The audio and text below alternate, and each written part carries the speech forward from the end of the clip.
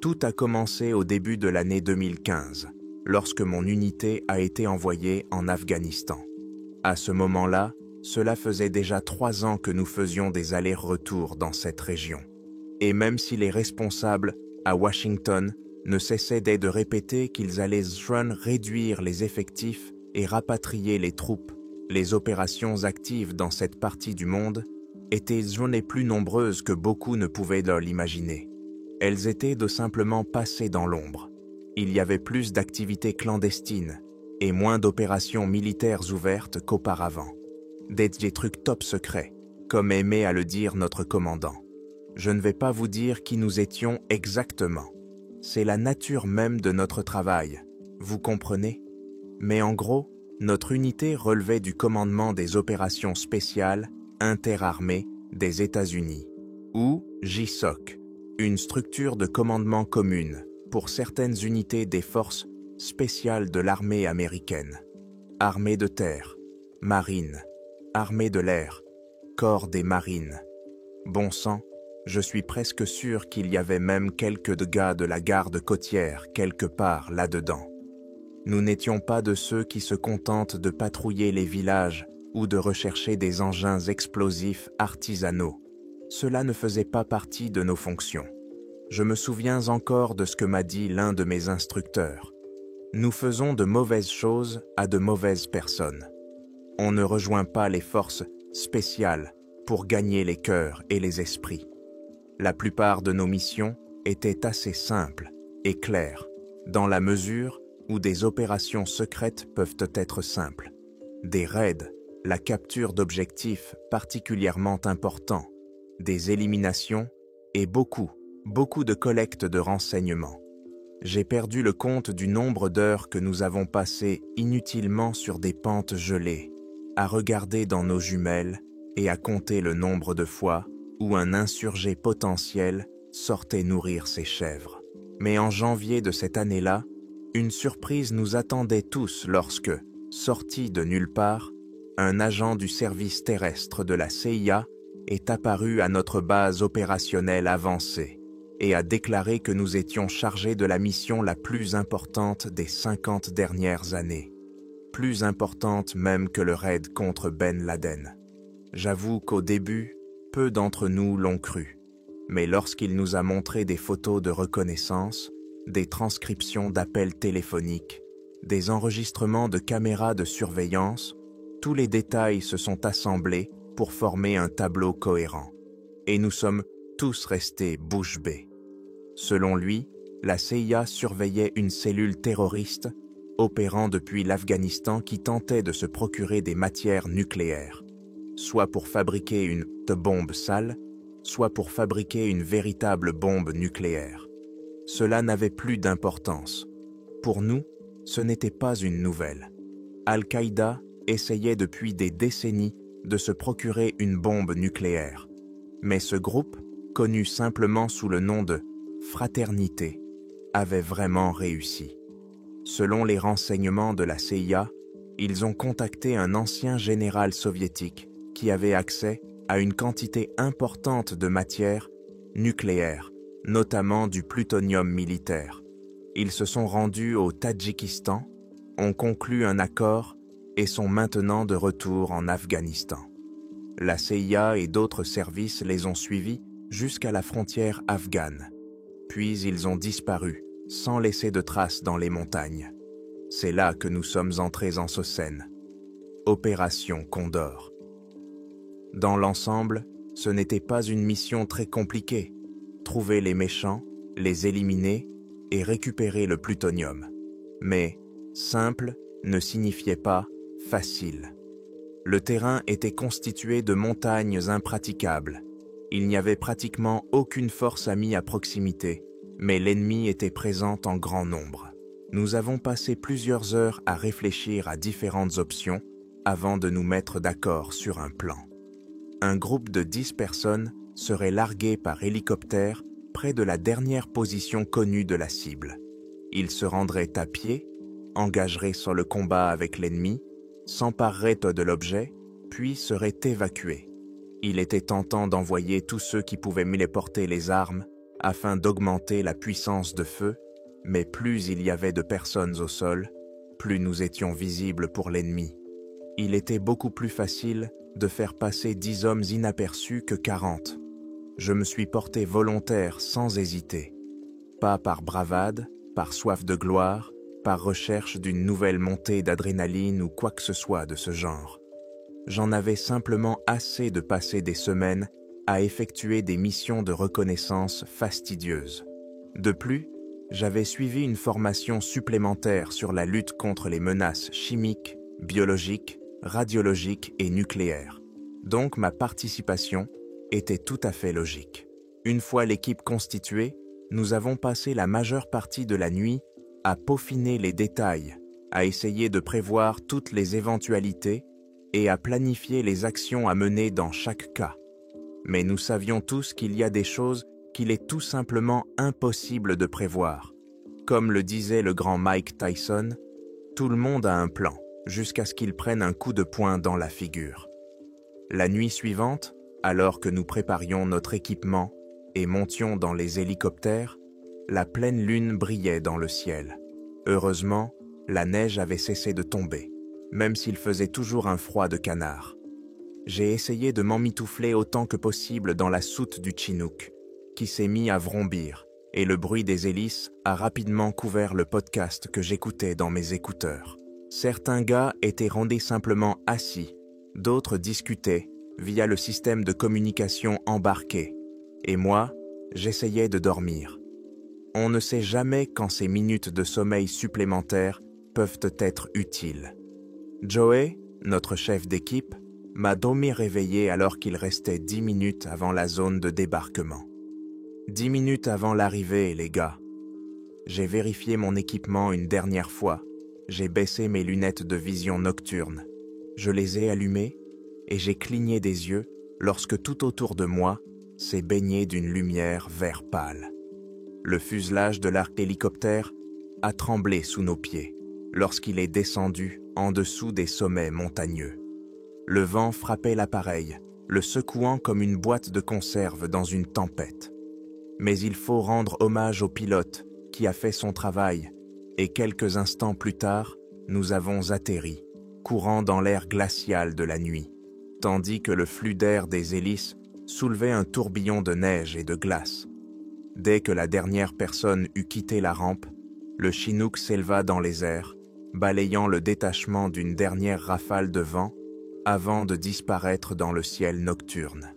Et lorsque le bruit de ses hélices s'est estompé, se transformant en un grondement à peine audible au loin, nous sommes restés dans un silence presque total, rompu seulement par le doux hurlement du vent dans le col de montagne.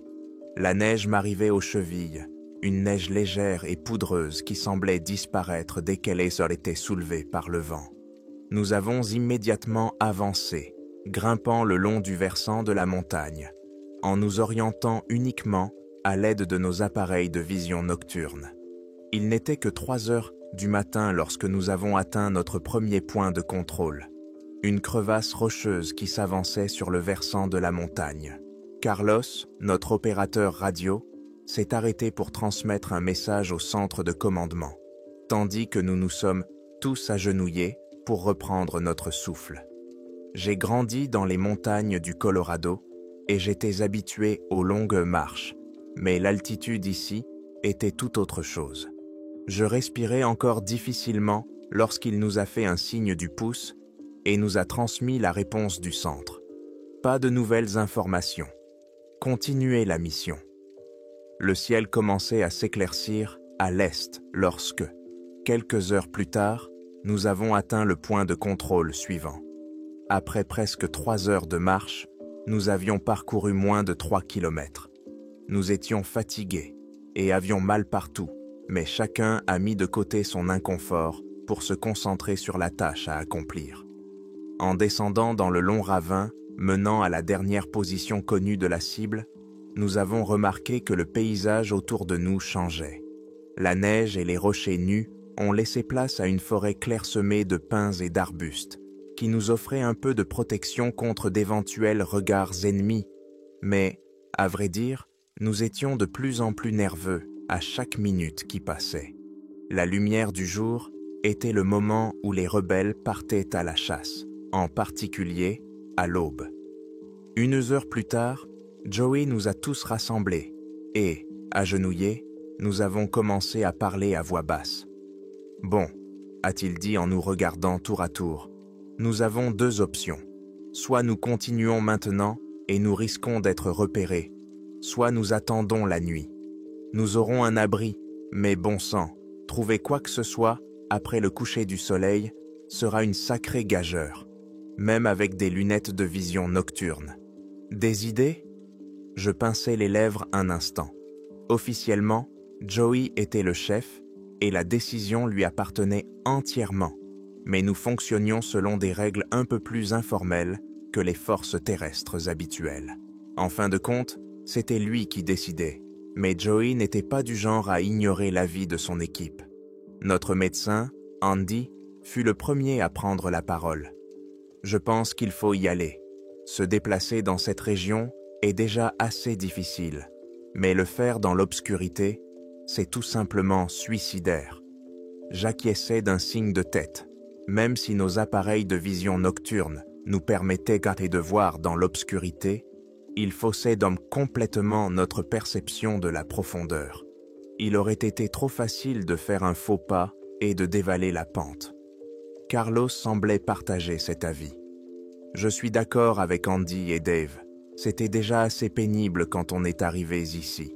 Je n'ai pas envie de chercher une bombe nucléaire en trébuchant dans le noir. Finalement, nous sommes de tous arrivés à la même conclusion. Continuer et essayer de terminer la mission, même si cela signifiait le faire à la lumière du jour. Joey acquiesça. « Bon, alors bougeons-nous. Dave, tu passes devant, » dit-il en me désignant. Le paysage s'illumina d'une faible teinte dorée lorsque le soleil apparut enfin à l'horizon. Profitant des longues ombres projetées par les arbres, nous avancions à travers la forêt tout en scrutant les pentes de chaque côté à la recherche de quelque chose d'inhabituel. Plus facile à dire qu'à faire.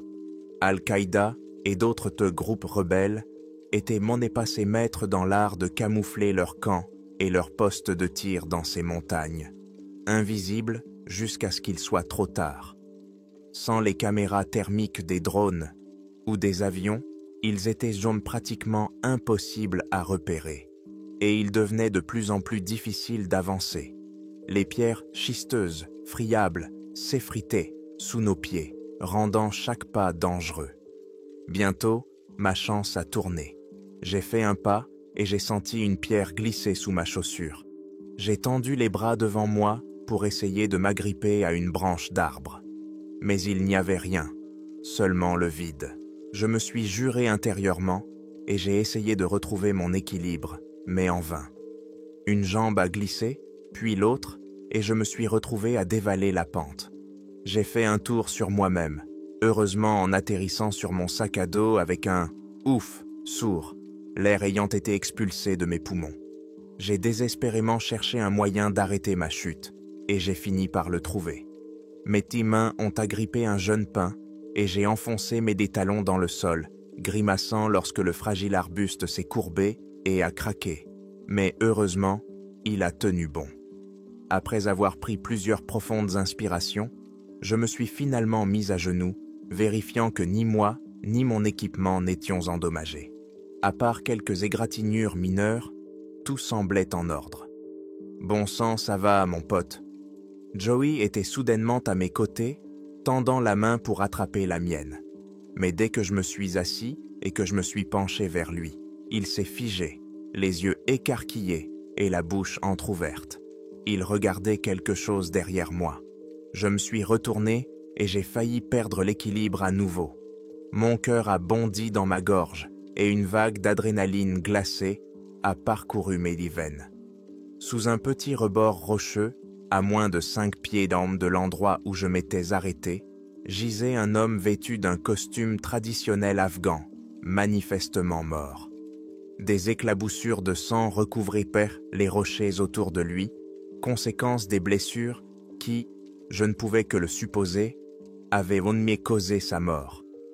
Le côté gauche de son crâne était fracturé, Son globe oculaire pendait librement, ballottant près de sa joue.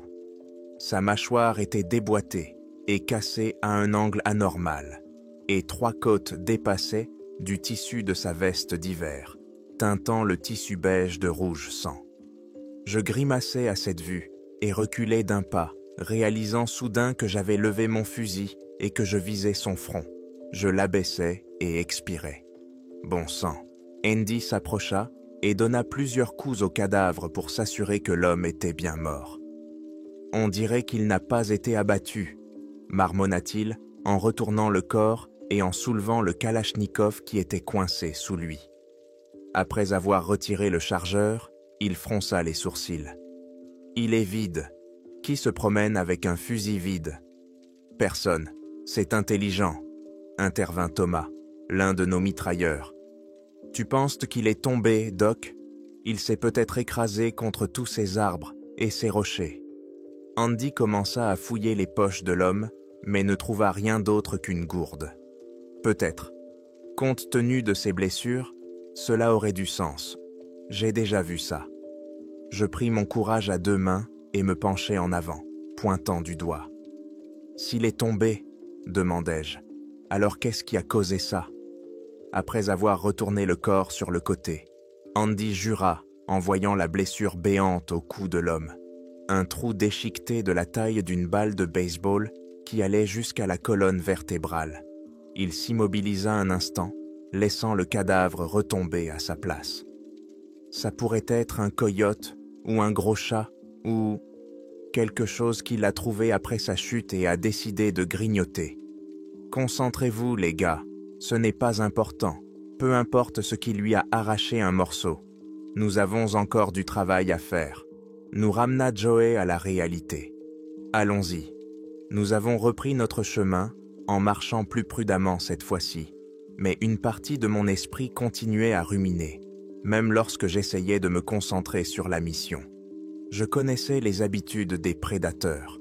S'ils avaient même trouvé ce cadavre, ils ne se seraient pas contentés d'une seule bouchée.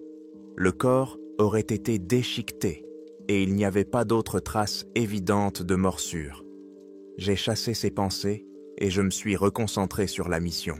Les montagnes commençaient à s'éveiller au chant des oiseaux et au murmure du vent. À mon grand soulagement, le terrain s'est légèrement aplani lorsque nous avons atteint la crête. Il contournait la montagne, mais la marche était tout de même difficile. Nous devions nous agripper aux arbres pour nous maintenir et garder le rythme. Nous avons dû nous arrêter à plusieurs reprises, car l'altitude et la marche forcée se faisaient sentir, mettant nos poumons et nos jambes à rude épreuve. Il était presque 9 heures du matin lorsque Joey ordonna de s'arrêter pour une nouvelle pause de 5 minutes. Je trouvai un endroit où me cacher entre 2 buissons et bus avidement à l'une de mes gourdes. C'est à ce moment précis que les premiers coups de feu vinrent interrompre le silence matinal. Ils étaient assez lointains, juste des détonations sourdes et des craquements. Mais nous avons tous saisi nos fusils et avons rapidement pris position en cercle, scrutant la forêt. Personne n'a dit un mot pendant que les coups de feu continuaient au loin, passant en 30 secondes d'un grondement continu à quelques tirs isolés. Puis le silence s'est installé pendant 1 minute. Nous sommes restés allongés, attendant la suite, nous demandant si les prochaines balles siffleraient au-dessus de nos têtes. Mais elles ne sont pas venues. Carlos a porté la main à la radio pour appuyer sur le bouton. « Viper 3, ici le centre. Nous avons des tirs dans notre zone. Avez-vous des avions dans la zone qui pourraient jeter un œil ?»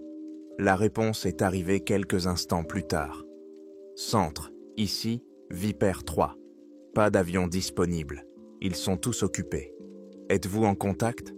Joey a grogné avant d'appuyer à nouveau sur le bouton. « Négatif, centre. On aurait dit que ça venait de nous. Pas de notre côté. » « Compris, Viper 3. Soyez prudents. Centre, fin de communication. »« Eh bien, ça nous aide beaucoup, » grimaça Carlos. « Merde, l'armée de l'air ne peut pas nous envoyer un de ces drones sophistiqués pour nous aider à voir où nous mettons les pieds. »« Quoi ? Ça t'étonne? Joey lui adressa un rare sourire et tapota l'épaule du grand gaillard en se levant. Allez, on se bouge. Gardez les yeux ouverts. Les heures suivantes se déroulèrent comme les précédentes, dans le calme et la tranquillité, à l'exception de quelques rafales de vent glacial et du gazouillis des animaux de la forêt. Nous n'entendîmes plus aucun coup de feu, mais nous gardâmes nos armes à portée de main et nous arrêtâmes régulièrement pour écouter, à l'affût du moindre signe de danger qui pourrait nous guetter. Nous avons commencé à monter lorsque la crête s'est transformée en une longue vallée en pente douce qui remontait le versant de la montagne et se terminait à quelques centaines de mètres en dessous du sommet. J'essayais de ne pas gémir à l'idée de devoir escalader ce monstre, mais cette plainte s'est évaporée dès que Joey a soudainement levé le poing et s'est agenouillé. « Vous voyez » a-t-il dit en pointant du doigt le sommet de la vallée. Je plissai les yeux, fouillai dans mon gilet à la recherche de mes petites jumelles et les portai à mes yeux. Là, aussi clair que le jour, se trouvait l'entrée d'une grotte. Elle était petite, pas plus qu'un point noir sur fond de rochers et de neige, mais elle était bien là. Mais ce n'est pas cela qui fit bondir mon cœur. Entre deux gros rochers à côté, il y avait un nid de mitrailleuses fait de sacs de sable, dont le canon était pointé vers le ciel. J'ai fébrilement inspecté les rochers et les arbres environnants, à la recherche de soldats ennemis. Rien. Joey a pris les jumelles pour regarder lui-même. « C'est bizarre, bon sang », marmonna-t-il en regardant l'entrée de la grotte. « Ces types ne sont pas du genre à laisser un poste de mitrailleuse à la vue de tous, et sans garde, en plus. N'importe quel autre jour, ils nous auraient déjà tiré dessus. » J'acquiesçai. Les combattants du Taliban et d'Al-Qaïda étaient passés maîtres dans l'art du camouflage et utilisaient souvent des sentinelles pour nous signaler lorsque nous entrions dans le champ de tir de leurs armes. Trouver un poste de mitrailleuse sans aucune garde et à découvert n'était certainement pas normal. Alors, quel était le plan ? Demandai-je en jetant un coup d'œil rapide sur la pente. Joey resta assis en silence, jetant un regard au reste de l'équipe avant de se lever. Allons au moins vérifier. S'il n'y a rien, nous pouvons toujours marquer l'endroit pour les pilotes, afin qu'ils puissent larguer une bombe plus tard, pour qu'ils ne puissent plus l'utiliser. Nous avons commencé la difficile ascension de la vallée escarpée vers la falaise, haletant à chaque respiration et, à un moment donné, rampant presque à 4 pattes. C'était lent et pénible, et nous espérions tous atteindre le sommet avant de perdre connaissance d'épuisement. Toute la patrouille s'est figée lorsque Joey s'est arrêté et a levé la main avant de pointer du doigt un groupe d'arbres à environ 50 mètres devant nous. Un morceau de tissu dépassait entre les troncs d'arbres et il y avait quelque chose de mouillé sur le sol en dessous. J'ai dégluti, levant mon fusil et commençant à avancer avec lui. Nous avons réduit la distance et, quelques instants plus tard, le détachement se tenait en demi-cercle autour de l'objet, l'air sombre et curieux. Un autre corps, encore plus mutilé que le précédent. Une main de l'homme avait été arrachée ou coupée au niveau de l'épaule. Son ventre était éventré, comme s'il avait perdu un combat contre une tondeuse à gazon enragée. La chair et les os étaient exposés à l'air froid de la montagne, et le sang recouvrait les pierres autour de lui de traînées blanches. J'essayais d'ignorer l'expression de terreur figée sur son visage lorsque je me baissais pour ramasser le fusil à ses pieds. Le canon était plié à presque 90 degrés, comme s'il avait été tordu dans un étau. « Il est vide », marmonnai-je en ramassant le chargeur. « D'accord, c'est quoi ce bordel ?» jura Thomas en brandissant son M240. « Il y a quelque chose qui cloche ici. Ce truc est bizarre. » Joey et moi avons échangé un regard, et pour la première fois depuis que je le connaissais, j'ai vu quelque chose d'étrange dans ses yeux. Ce n'était ni de la peur, ni de l'hésitation. C'était de la confusion, comme s'il n'arrivait tout simplement pas à rassembler toutes les pièces du puzzle et à comprendre ce qui se passait. Il prit plusieurs inspirations, lentes et profondes, avant de s'éloigner du cadavre. « Continuons d'avancer », dit-il dans un murmure à peine audible. Plus nous montions, plus nous trouvions de corps éparpillés parmi les arbres et les rochers. Certains semblaient avoir été victimes d'un accident de voiture, mutilés et tordus de manière anormale. D'autres allaient sentent presque déchiquetés, avec de longues entailles dans la chair ou des membres manquants. Nous en avons trouvé un empalé sur une branche d'arbre à près de 6 mètres du sol. Son sang coulait encore lorsque nous sommes de passer sous lui. Pour la première fois, j'ai commencé à entendre le cliquetis des douilles sous mes pieds. Des centaines d'entre elles jonchaient dans le sol à côté de fusils et de mitrailleuses vides. Certaines armes étaient presque entièrement détruites, les canons tordus et les boîtes de culasse froissées comme des boîtes de conserve. J'ai regardé la mort en face à de nombreuses reprises. Des amis se sont vidés de leur sang dans mes bras. J'ai vu des gens être déchiquetés par des explosions d'engins artisanaux. J'ai vu la vie s'éteindre dans les yeux des gens après leur avoir tiré dessus. Et j'ai vu ce qui restait après que des bombes se soient abattues sur leur tête. J'ai bien sûr ressenti de la peur lorsque des balles sifflaient à mes oreilles ou qu'une mine tombait trop près. Mais c'était différent. Dans cette vallée, j'ai ressenti de l'horreur. Quelque chose au plus profond de mes instincts, les plus primaires, me criait de faire demi-tour, de courir et de ne jamais me retourner. C'était un lieu de mort et je n'avais rien à faire ici. Mais j'ai repoussé ces pensées. Les autres membres de mon équipe comptaient sur moi pour faire mon travail et j'attendais la même chose d'eux. Nous avons finalement atteint le nid de mitrailleuses après avoir dépassé au moins une douzaine de corps mutilés. J'ai trouvé le mitrailleur lui-même, du moins ce qu'il en restait. Il était étendu dans la neige derrière des sacs de sable. Il avait été presque coupé en deux. J'ai réprimé un haut le cœur et me suis retourné lorsqu'une voix s'est fait entendre. « Joey, on a un survivant !» Andy gesticulait désespérément, disparaissant derrière une cabane de fortune qui n'était rien de plus que quelques tôles appuyées dos contre un groupe de rochers. Nous nous sommes tous précipités vers lui et l'avons vu à genoux à côté d'un homme qui gémissait et pleurait, du sang coulant de son menton alors qu'il essayait de retenir ses intestins, qui avaient même jailli de son ventre à travers un énorme trou. « Aaron !» Joey fit un signe de la main et s'agenouilla à côté du mourant. Aaron était notre interprète, et un bon interprète. Tous les dialectes de la région étaient en nez différents, mais il les comprenait tous. Après avoir couru jusqu'au lieu de l'accident, Aaron prit un moment pour rassembler ses pensées avant de s'approcher.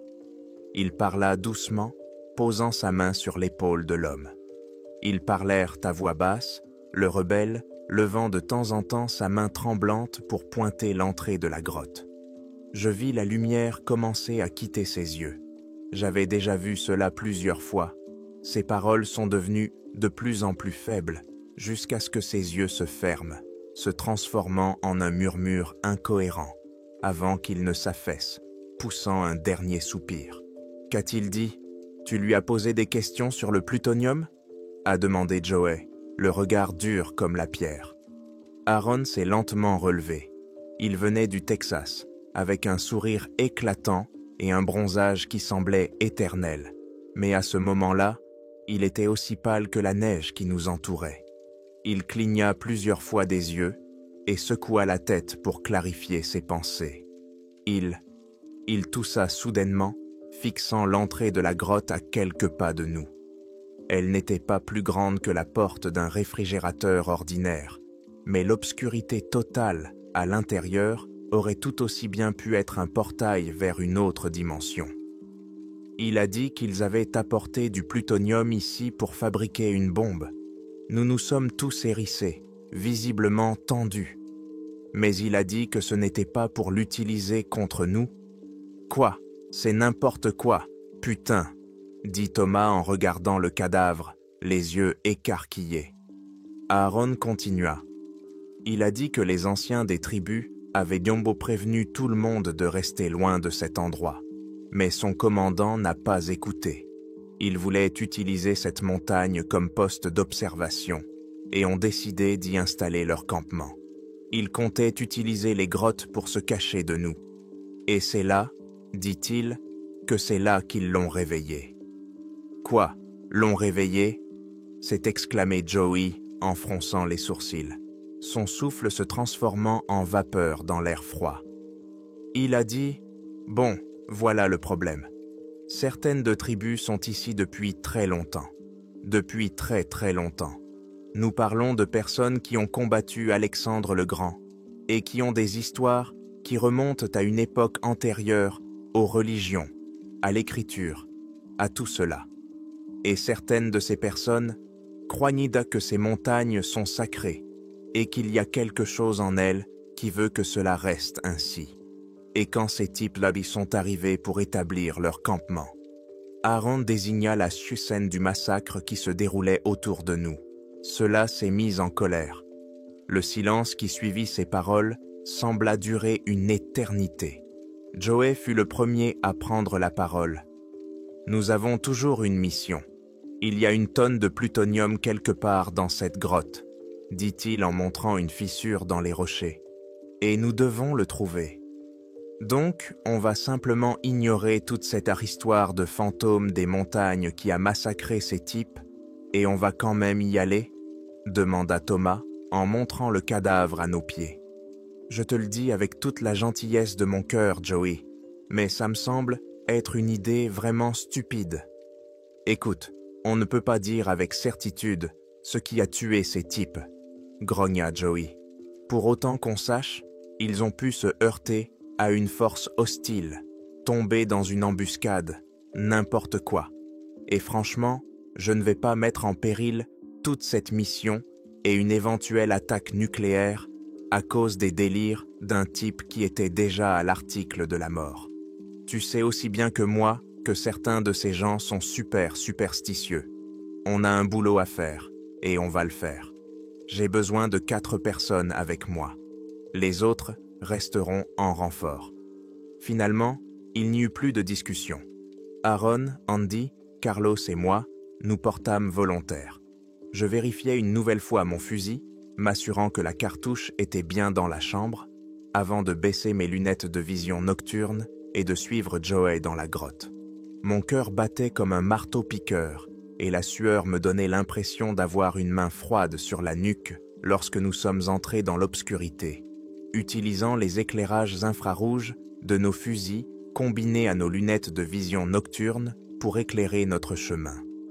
Si à l'extérieur, le vent et l'air frais contribuaient à atténuer l'odeur de la mort, à l'intérieur de la grotte, elle était presque insupportable.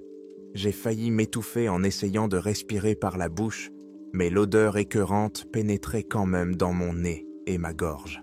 Nous avancions en file indienne sur un sentier étroit, de plus en plus profondément, en marchant à demi accroupis pour ne pas nous cogner la tête contre le plafond bas. Nos faisceaux infrarouges, visibles uniquement à travers nos lunettes de vision nocturne, éclairaient le chemin devant nous. Nous avons rapidement trouvé les premiers holocorps, du moins ce qu'il en restait. Il s'agissait principalement de lambeaux de vêtements et de traînées de sang qui maculaient dans les murs. Parfois, nous trouvions une partie du torse ou la tête, voire les bras et les jambes. À plusieurs reprises, j'ai failli glisser sur un tas d'entrailles et j'ai dû retrouver mon équilibre en inspirant à plein poumon l'air humide et putride. Le couloir s'élargissait lentement jusqu'à ce que nous nous retrouvions dans une grotte ronde avec 2 passages divergeant dans des directions différentes. Mon cœur s'est serré à l'idée que nous allions devoir nous séparer. Je savais parfaitement dans quel cliché de film d'horreur nous étions tombés. C'était le cas jusqu'à ce que Joey me tape sur l'épaule et braque son faisceau infrarouge sur une caisse en bois appuyée contre l'un des murs. Même à travers l'image granuleuse de mes lunettes de vision nocturne, il était difficile de ne pas remarquer l'énorme panneau de danger radiologique peint en jaune vif. Je m'approchai prudemment de la caisse, jetant mon fusil derrière moi et retirant mon sac à dos. J'entendis Joey et Carlos commencer à installer des charges explosives pour faire sauter cet endroit dès que nous aurions terminé. Les charnières de la caisse ont grincé lorsque je l'ai lentement ouverte, et j'ai grimacé en voyant son contenu, une sphère métallique de la taille d'un pamplemousse, confortablement installée dans un lit de mousse. Malgré son utilisation, le plutonium est en fait tout à fait sûr à manipuler, même à main nue. Les particules qu'il émet ne peuvent même pas traverser la peau. Il ne devient vraiment dangereux que lorsqu'il est inhalé ou ingéré, ou, vous savez, lorsqu'il est placé dans une bombe nucléaire. Mais cela ne signifiait pas que j'allais simplement le mettre dans ma poche et considérer l'affaire comme réglée. Après avoir fouillé dans mon sac à dos, j'ai sorti un sac en tissu fin afin de retenir toute poussière ou particules potentielles. Après avoir glissé la sphère dans le sac, puis le tout dans mon sac à dos, je me suis levé et me suis retourné, me sentant soudainement comme cloué au sol. Au cours de mon service dans l'unité, j'ai vu beaucoup de choses horribles. Des gens déchiquetés, des soldats appelant leur mère avant de mourir. Un soldat ennemi se jetant sur moi avec son baïonnette dans l'intention de me la planter dans le ventre. On ne s'y habitue jamais, mais une partie de votre cerveau apprend à gérer ce sentiment de peur et d'horreur envahissant. Comment le rejeter et continuer à agir dans l'instant présent, en le laissant comme une valise de bagages émotionnels à traiter plus tard. Mais rien de tout ce que j'avais vu ne pouvait me préparer à ce qui s'offrait à ma vue. Mon cerveau était en court-circuit. Il refusait d'accepter ce que je voyais comme étant réel. J'ai cligné des yeux une fois, puis une autre. Cette créature était toujours là, et c'est la seule façon dont je peux la décrire. Une créature, ni humaine ni animale, mais quelque chose entre les deux. Une fourrure hirsute et emmêlée pendait de ses épaules voûtées alors qu'elle était assise à quatre pattes. Ses membres, anormalement longs, étaient pliés selon des angles étranges. Je pouvais à peine distinguer le reflet de ses longues griffes recourbées qui cliquetaient doucement sur les pierres chaque fois qu'elle bougeait. S'il s'était mis debout sur ses quatre pattes, il aurait mesuré au moins 3 mètres, mais il était recroquevillé sur ses bras et ses jambes monstrueusement longs. Une partie lointaine de mon cerveau comprit qu'il ne respirait pas. Lorsqu'il s'immobilisait, il restait parfaitement immobile, même sans le moindre mouvement de sa poitrine pour respirer. Mais tout cela était insignifiant comparé à son visage. Il n'y avait rien, juste un vide noir dans les contours flous d'un crâne, ou peut-être d'un bec, ou d'une horrible créature sortie tout droit de l'enfer. Mais il y avait une chose que je pouvais voir clairement. Une rangée de dents brillant dans l'obscurité, d'où quelque chose coulait sur le sol. Je ne sais pas combien de temps je suis resté là, mais finalement, quelque chose m'a sorti de cette torpeur qui me rendait fou. C'était Joey qui me sifflait dans les oreilles. D'une main, il tenait son fusil prêt à tirer, le pointant sur la créature, et de l'autre, il serrait le détonateur des explosifs déjà posés. Il n'osait pas bouger, jetant seulement un coup d'œil vers le couloir d'où nous venions. J'avais envie de lui crier « Tu es fou, bordel !» Mais cela semblait être une très mauvaise idée, compte tenu des circonstances. Cependant, il semblait que c'était notre seule option. J'ai fait un seul pas, ma chaussure a glissé sur ce qui, je suppose, était une partie du tube digestif de quelqu'un, désormais réduite à une tache de sang sur la pierre. La réaction fut immédiate. La créature se jeta contre le mur dans une série de mouvements brusques et saccadés et poussa un cri qui me hantera à jamais. C'était le cri de 1000 hommes mourant en même temps, un cri qui résonnait et se répercutait dans la petite cellule, vague après vague, avec une haine et un mépris purs. J'ai crié en retour, l'horreur parcourant mes veines comme des éclats de glace. Nous crions tous, mais nos voix n'étaient que des grains de sable dans la tempête, noyés dans ce rugissement. Je ne sais toujours pas qui a tiré le premier. Je pense que c'était Joey, mais c'est difficile à dire. Dans un espace aussi petit, le bruit des coups de feu devait être assourdissant. Mais je ne l'ai pas entendu. J'ai vu le flash de son canon cracher du feu, bientôt rejoint par les 3 autres, illuminant la caverne comme une grenade éclairante. Et pourtant, cette créature semblait faite d'une ombre vivante, enveloppée de ténèbres, à l'exception de ses dents féroces. Carlos me criait de courir, de m'enfuir. Il tendit le bras pour m'attraper par la main. Il fut arraché dans les airs au moment même où ses doigts touchèrent ma manche. Je n'ai pas vu comment cette créature s'était déplacée, mais soudain, elle était là, une série de griffes le soulevant par la gorge, tandis que d'autres lui transperçaient le ventre sous son gilet pare-balles et ressortaient donc dans son dos dans un jet de sang. Carlos poussa un gémissement plaintif, tremblant et se tordant, essayant de lever son fusil tandis que la créature le soulevait du sol. Il n'avait aucune chance. Il fut déchiré en deux. Ses jambes heurtèrent un mur et le reste de son corps s'écrasa contre un autre dans un bruit mouillé. J'eus juste assez de présence d'esprit pour passer en mode entièrement automatique, lever mon fusil et tirer une longue rafale lorsque la créature se précipita en avant, balayant l'air d'un de ses membres dans un long mouvement ample. Aaron n'avait aucune chance. Il s'effondra sur le sol, la tête roulant sur le côté. Andy n'a reçu qu'un coup glissant, mais cela a été plus que suffisant. L'une des griffes sifflantes l'a atteint à la gorge. L'impact du coup l'a projeté contre le mur avec un craquement dégoûtant d'os brisés. Toutes les pensées cohérentes qui me restaient se sont évaporées. Je criais, vidant mon dernier chargeur et commençant à en chercher un autre. La créature se tourna vers Joey et moi, grinçant des dents et griffant le sol de ses griffes ensanglantées. Encore. Elle bondit au moment même où j'insérais le chargeur et appuyais sur la gâchette. Ma rafale de balles l'a touchée en plein visage, ou du moins, là où son visage aurait dû se trouver.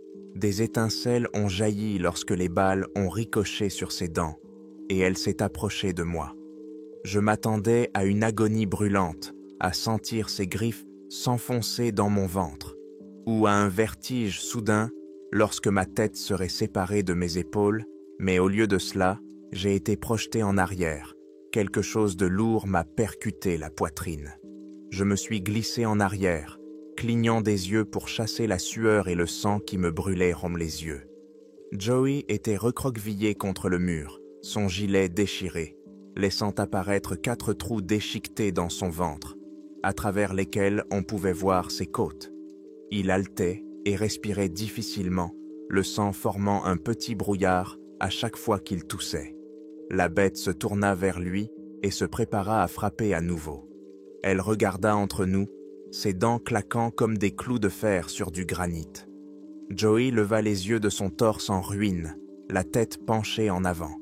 Il serrait toujours le fusil dans une main, essayant de le pointer. Nos regards se croisèrent à quelques mètres l'un de l'autre.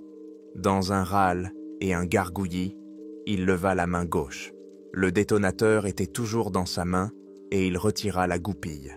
Il ne pouvait pas parler, sa gorge était remplie de sang, mais il réussit à prononcer un seul mot sans un bruit. Cours.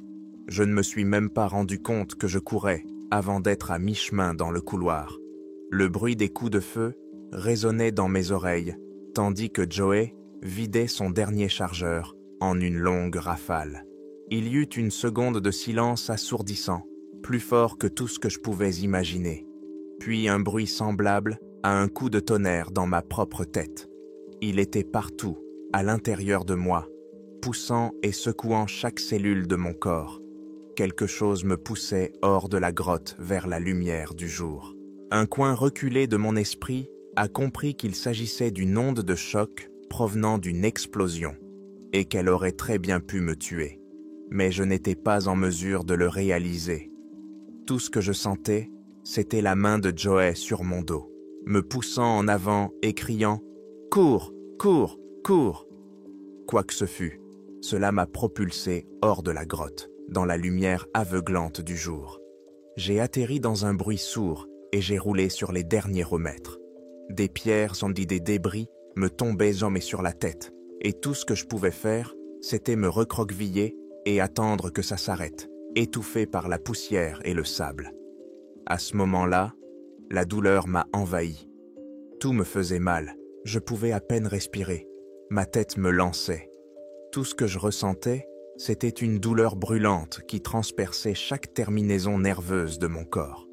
Le temps s'était ralenti, ou accéléré, je ne sais pas trop. L'adrénaline et le choc sont des choses étranges, mais finalement, la réalité a recommencé à prendre forme, comme si je sortais de la boue pour rejoindre la terre ferme. Ce n'est que lorsque j'ai senti quelqu'un m'attraper que j'ai vraiment repris mes esprits. Je me suis débattu, j'ai donné des coups îles de pied, j'ai frappé et j'ai crié, essayant désespérément d'atteindre le pistolet à ma ceinture. J'étais prêt à mourir avec un chargeur vide et du sang sur les mains. Thomas m'a giflé, assez fort pour que ma vue se trouble et que tout mon corps s'engourdisse pendant quelques secondes. Assez fort pour me sortir de ma torpeur. Après avoir cligné des yeux pour chasser la poussière, j'ai vu son visage qui me regardait d'en haut, les yeux grands ouverts, la bouche entr'ouverte. Il disait quelque chose, mais je ne pouvais pas l'entendre. Seuls les battements de mon cœur et le bruit du sang dans mes veines résonnaient dans mes oreilles.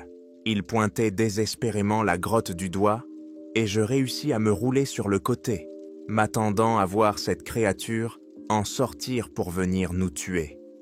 Au lieu de cela, j'ai vu un spectacle à la fois magnifique et terrifiant. Un tas de gravats jonchait désormais l'endroit où se trouvait autrefois l'entrée, et des nuages de poussière et de fumée s'élevaient encore entre les pierres. Me forçant à me mettre à genoux, je regardais bouche bée et les yeux écarquillés, incapable de comprendre ce que je voyais. Je suis resté ainsi pendant ce qui m'a semblé être des heures, simplement à genoux parmi les pierres brisées, essayant de comprendre. Ce n'est que lorsque Thomas m'a saisi par l'épaule et m'a secoué que j'ai retrouvé suffisamment de conscience pour me ressaisir.